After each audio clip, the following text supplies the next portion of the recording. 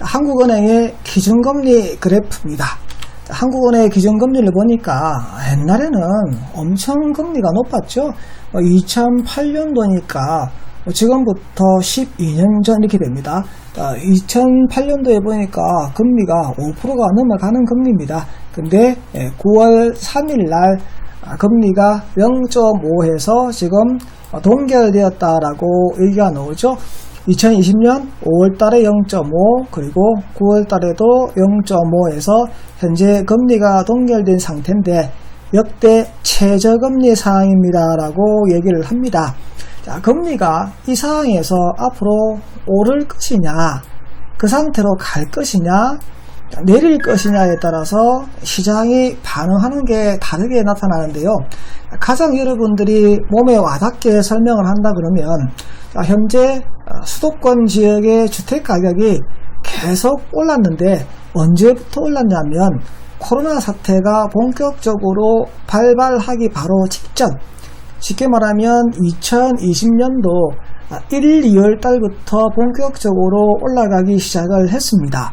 그러면 2019년도에 비해서 2020년도가 경제적으로 성장이 더 되어서 좋게 전망치가 나왔느냐? 절대 그렇지 않습니다. 자, 2020년도는 2019년보다 경제가 더 안 좋을 것이라는 전망치에서 출발을 했고요. 그렇다 보니까 금리 수준이 조금씩 내리는 수준으로 발전되어 왔거든요. 그렇다 보니까 경기 상황이 계속 안 좋을 거니까 금리를 올리지 못할 거야.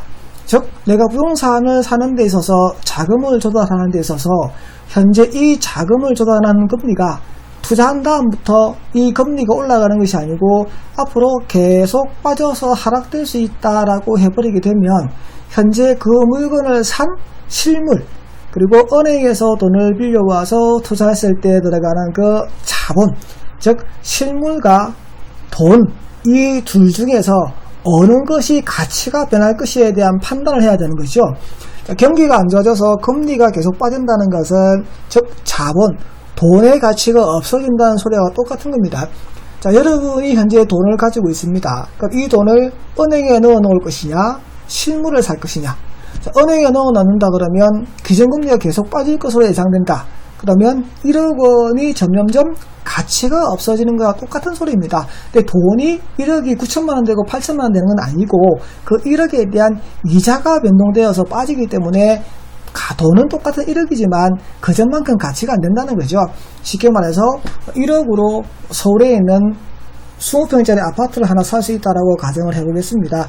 근데 이 기준금리가 계속 빠지게 돼버리게 되면 앞으로 서울에 있는 20평대 아파트를 사는 데 있어서 1억은 안 되고 1억 5천 또는 2억을 가져와야 살 수 있다라고 돼버리게 되면 실물은 그대로 있는데 화폐 가치가 계속 빠져버려서 이 돈을 가지고 있는 것보다는 실물로 갈아타서 바꾸는 것이 훨씬 더 이득이라고 판단하게 되는 것이죠. 그래서 한국은행의 기준금리가 빠지게 되면 사람들이 제일 먼저 행동에 옮기는 것이 뭐냐면 은행에 있는 돈을 가지고 와서 실물로 갈아타기를 하거나 또는 은행에 있는 돈을 빌려서 실물을 사는 것. 즉 화폐 가치가 떨어져 버리게 되면 자연적으로 실물 가치가 올라가는 그러한 착시 효과가 나타나게 됩니다. 그래서 기준금리가 계속 빠지게 되면 필연적으로 동반되는 것이 바로 부동산 가격의 상승인데 이 부동산이 사람들이 선호하는 부동산이 뭐냐에 따라서 그 부동산 가격이 오르고 내리고가 판가름 나는 것이죠. 우리가 지금 주택에 대한 부동산 투자에 대해서 여러분이 많이 들어봤을 겁니다. 왜 그러냐니까 주택은 필수 부동산이라고 해서 살아가는 데 있어서 필연적으로 필요한 부동산입니다. 필수 부동산은 웬만한 상황이 발생하지 않으면 절대 가격이 꺾이거나 빠지지 않습니다. 이 웬만한 상황이라는 것은 내가 어떻게 할 수 없는 그러한 상태. 쉽게 예를 든다 그러면 IMF 사태가 터졌다. 또는 세계 금융위기 사태가 터졌다. 내가 어떻게 할 수 없는 상태죠. 그런 상황이 발생되게 되면 필수 부동산이라 하더라도 가격이 빠질 수밖에 없는 상황이 생깁니다. 이유는 왜 그러냐니까 국가 부도 상태가 생기게 되면 즉 한국이라는 나라가 없어지게 되면 한국의 통화되고 있는 화폐 자체가 가치가 없어지게 되는 거니까 한국의 화폐로 살 수 있는 실물 또한 가치가 떨어지게 되는 상황이 발생될 수밖에 없는 상황이 생긴다는 것이죠. 그래서 기준금리가 빠지게 되게 되면 이 화폐 가치가 빠지는 만큼 실물은 오르게 되어 있으니까 실물로 갈아타기를 하게 되는 것이다. 그래서 2020년도는 경제 전망치가 2019년보다 결코 좋지도 않았고 지금 현재 나온 수치를 보더라도 IMF에서 나온 수치 마이너스 2.1로 가게 되면 2019년도보다 4% 이상 빠지는 수치가 나타나는데도 왜 부동산을 사느냐? 이유는 단 한 가지죠. 바로 화폐 가치가 떨어지니까 해지를 하기 위해서, 즉 방어를 하기 위해서 실물로 갈아타기를 하고 있는데 그 실물이 필수 부동산인 주택에 갖다 붙었다. 그래서 제 아무리 부동산 정책을 쓴다 하더라도 주택 가격이 하락하지 않고 계속 상승한 이유가 바로 그 이유입니다. 그러면 이러한 부동산 가격이 상승하는 것을 잡을 수 있는 가장 간단한 방법이 뭐냐면 바로 이 금리를 올려버리면 됩니다.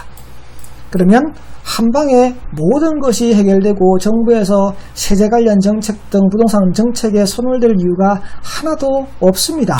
그러면 과연 금리를 올릴 수 있는 사항이 될 것이냐라는 부분에 대해서 한번 판단을 해봐야 되는데 지금 여기 나와 있는 수치를 보시게 되면 계속 지금 빠졌죠. 계속 빠지다 보니까 화폐 가치가 계속 떨어지다 보니까 돈을 가지고 실물을 갈아타기 해서 갈아타기 가던데 다 필수 부동산인 주택으로 갈아타기를 하다 보니까 주택 가격은 계속 상승할 수밖에 없는 상황이 생겼다. 근데 아까 앞에서 IMF에서 말하기로 2021년도에 한국 경제가 3%까지 성장을 한다고 하던데 2020년도 마이너스 2.1%에서 이렇게 성장해버리면 5% 정도 성장을 해버리게 될 것이고 그리고 2022년도에도 똑같이 성장을 한다라고 가정을 만약에 한번 해보게 된다면 시중에 화폐가 많이 돌아와서 경제가 성장을 해서 화폐가 많이 돌게 된다? 그러면 이러한 화폐에 의해서 유동성이 증가되게 됩니다. 화폐에 의한 유동성이 증가되게 되면 이 화폐를 은행으로 빨아들이려고 하겠죠. 은행에 빨아들이려고 그러면 사람들이 은행에 돈을 넣을 수 있게끔 충동감이 생기게, 즉 유인할 수 있는 먹이가 필요하죠. 그게 바로 금리입니다. 즉 앞으로 경제 상황이 좋아져서 시중에 화폐가 많이 돌게 되게 되면 분명히 기준금리를 올릴 겁니다. 그러면 시중에 있는 화폐가 다시 은행으로 들어가게 될 것이고 은행에서 차입을 해서 부동산 투자하신 분 같은 경우에는 금리가 상승했기 때문에 조달금리, 지불해야 되는 이자 비용이 늘어나게 되거든요. 우리가 부동산 투자 등을 하게 되면 내가 조달한 이자와 그 부동산에서 발생할 수 있는 수익, 이자에 대한 부분이 10이고 수익이 20이라 그러면 남는 게 10이 남죠. 그러면 당연히 투자를 하겠죠. 이자가 20이고 수익이 10이라면 마이너스 10이 돼버리니까 투자를 안 할 겁니다. 그래서 지금 현재 부동산에 계속 돈이 들어가는 이유는 화폐 가치가 없어지니까 실물로 갈아타기를 하던데 이거 사람들이 계속 하더라. 왜? 계속 금리가 내려갈 것이다 또는 이 상태가 유지될 것이다, 그렇다면 실물이 훨씬 가치가 있을 것이다 라고 계속 유입되던데 이게 언제까지 가능한 건 아니라는 얘기입니다. 내년도 하반기에 들어서게 되면 경제가 회복되게 되면 분명히 은행에서 금리를 올려서 화폐를 다시 은행으로 회수를 해야만 된다. 안 그러면 인플레이션이 발생할 수밖에 없다. 그러면 경제적으로 어려지기 때문에 금리 인상이 내년 하반기에 생길 것이고 내년 하반기에 안 된다 하더라도 2022년도에는 무조건 그러한 상황이 발생되게 될 것이다. 그러면 그때는 부동산 투자를 해서 남는 것보다 이자가 훨씬 많이 들어가게 되면 자동적으로 가격이 안정화될 수밖에 없다라고 사람들이 판단하는 것이죠. 그리고 뭐 서울의 수도권에 거주하시는 그러한 사람들을 대상으로 설문조사한 내용을 보게 되면 내년까지는 가격이 계속 오를 것이다 라고 대답을 한 사람이 많다는 이유도 바로 내년까지는 금리가 이 상태로 계속 갈 것이다 라고 예측을 하고 있기 때문에 이러한 사항이 발생하고 있는 것이죠.